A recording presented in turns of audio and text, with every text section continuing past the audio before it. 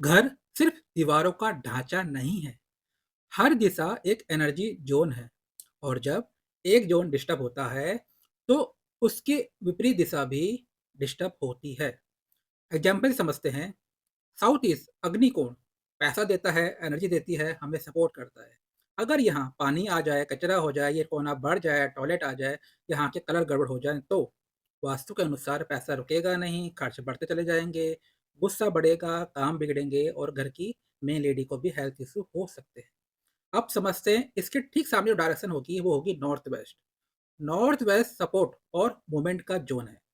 काम टिकेगा नहीं, लोग सपोर्ट छोड़ देंगे, क्लाइंट आते हैं लेकिन टिकते नहीं है, कस्टमर आएगा पर कन्वर्ट नहीं होगा। अग्नि बिगड़ी तो हवा भी अस्थिर हो जाएगी। आप डायरेक्शन को और साइकोलॉजी को दोनों को रिलेट करें।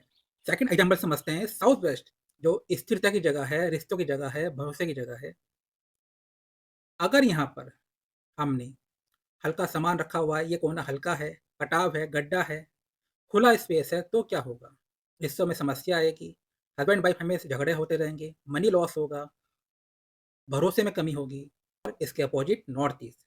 नॉर्थ ईस्ट क्लियरिटी की, सोच की और शांति की जगह है। तो साउथ वेस्ट के अपोजिट डायरेक्शन नॉर्थ ईस्ट में हमारा डिसीजन पावर कमज़ोर हो जाएगी, ओवर थिंकिंग बढ़ेगी, स्ट्रेस बढ़ेगा, डिप्रेशन भी आ सकता है। और जब माइंड और रिश्ते दोनों खराब होते हैं तो पैसा भी नहीं टिकेगा। अब साइकोलॉजी से जोड़ते हैं इन चीज़ों को हम। अगर घर में रिश्ते वाला जोन कमज़ोर है तो घर में भावनात्मक सुरक्षा खत्म हो जाएगी और इंसान भावनात्मक रूप से असुरक्षित होता है तो उसका दिमाग सही निर्णय नहीं लेता। यानी साउथ वेस्ट डिस्टर्ब है तो नॉर्थ ईस्ट में भी असर आएगा।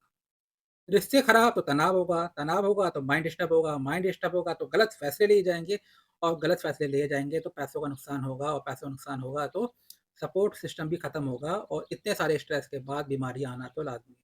अब हम समझते हैं पूरी चैन को। स्वेश खराब तो नॉर्थ में समस्या आएगी, मानसिक तनाव होगा, साउथ ईस्ट में ओवरथिंकिंग, गुस्सा, खर्च बढ़ेगा, नॉर्थ ईस्ट में सपोर्ट नहीं मिलेगा। और लोग कहते हैं कि घर में नज़र लग गई है। असल में एक दिशा हिली थी और पूरी एनर्जी सिस्टम हिल गया। वास्तु सिर्फ दिशा बदलने का नाम नहीं है, ये एनर्जी बैलेंस का विज्ञान है। एक ज़ोन ठीक करो, सामने वाला खुद ठीक होने लगेगा और एक ज़ोन खराब हो जाए, सामने वाला भी खराब हो जाता है। लोग सोचते हैं कि एक दिशा खराब तो बस खराब, एक ही दिशा खराब है। नहीं, सच्चाई यह है कि एक दिशा अकेली खराब कभी नहीं होती है, वह सामने वाली दिशा को भी हिट करती है। दोस्तों, वास्तु की एक बहुत डीप स्टडी भी है। सोचो, घर में साउथ ईस्ट जो मनी रुकने का ज़ोन भी है, मनी लॉस का ज़ोन भी है, साउथ वेस्ट स्थिरता का ज़ोन है। सोचो जीवन में कोई समस्या आई, कोई भी समस्या आई, आपके ओवरऑल घर की एनर्जी ठीक है, तो वो जो एनर्जी या जो दोष हमें लाइफ में आया है, जो प्रॉब्लम आई है, वो ज़्यादा दिन नहीं टिक पाएगी, आएगी और चली जाएगी, लॉस नहीं कर पाएगी। सोचो, एक समस्या जीवन में आई और साउथ ईस्ट भी गड़बड़ है जी, साउथ वेस्ट भी गड़बड़ है, नॉर्थ वेस्ट भी गड़बड़ है। फिर हम कहते हैं लोगों का सपोर्ट नहीं मिल रहा, मनी लॉस भी हो रहा है जी, कोर्ट केस भी हो गया जी, घर में स्थिरता भी नहीं है, रिश्ते भी बिगड़ गए, डिवोर्स भी हो गया। क्यों? क्योंकि ये डायरेक्शन ऑलरेडी बहुत डिस्टर्ब थी।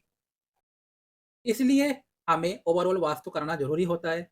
कभी बार एक आध छोटी-मोटी समस्या होती है, समस्या जीवन में आएगी, तो वो ज़्यादा दिन टिक नहीं पाएगी और कोई बेनिफिट करके ही जाएगी अगर घर का वास्तु सही है तो। अगर वास्तु बहुत खराब है, तो छोटी समस्या भी बड़ी हो जाएगी। इन चीज़ का हमें विशेष ध्यान रखना होता है वास्तु में।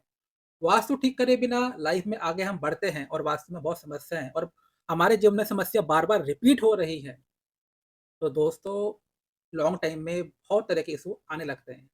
हम लाइफ में इतने उलझ जाते हैं कि हम ध्यान भी नहीं दे पाते कि वास्तु या एनर्जी को ठीक भी करा जाए। क्योंकि एनर्जी हम पे हावी हो जाती है, क्योंकि वास्तु हमारा मन है, हमारे सबकॉन्शियस माइंड का ब्लूप्रिंट है।